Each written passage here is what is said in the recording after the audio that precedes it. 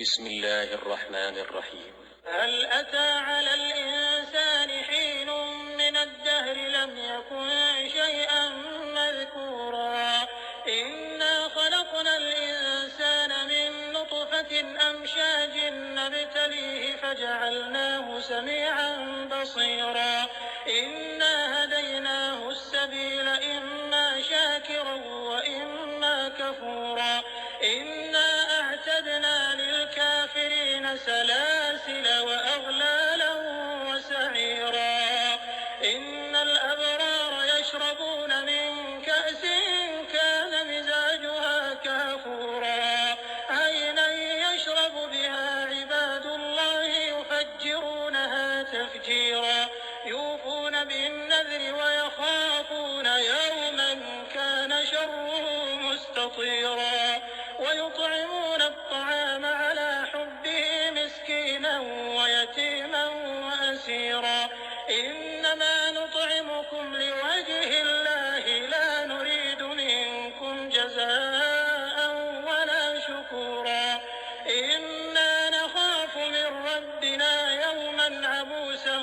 قمطريرا فوقاهم الله شر ذلك اليوم ولقاهم نضرة وسرورا وجزاهم بما صبروا جنة وحريرا متكئين فيها على الأرائك لا يرون فيها شمسا ولا زمهريرا ودانية عليهم ظلالها وذللت قطوفها تذليلا ويطاف عليهم بآنية من فضة وأكواب كانت قوارير من فضة قدروها تقديرا ويسقون فيها كأسا كان مزاجها زنجبيلا عينا فيها تسمى سلسبيلا ويطوف عليهم ولدان مخلدون إذا رأيتهم حسبتهم لؤلؤا منثورا وإذا رأيت ثم رأيت نعيما وملكا كبيرا عاليهم ثياب سندس خضر واستبرق وحلوا أساور من فضة وسقاهم ربهم شرابا طهورا إن هذا كان لكم جزاء وكان سعيكم مشكورا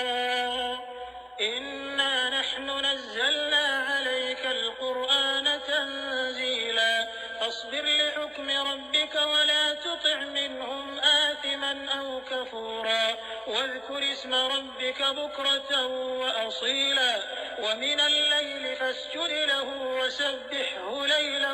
طويلا إن هؤلاء يحبون العاجلة ويذرون وراءهم يوما ثقيلا نحن خلقناهم وشددنا أسرهم وإذا شئنا بدلنا أمثالهم تبديلا إن هذه تذكرة فمن شاء اتخذ إلى ربه سبيلا وما تشاءون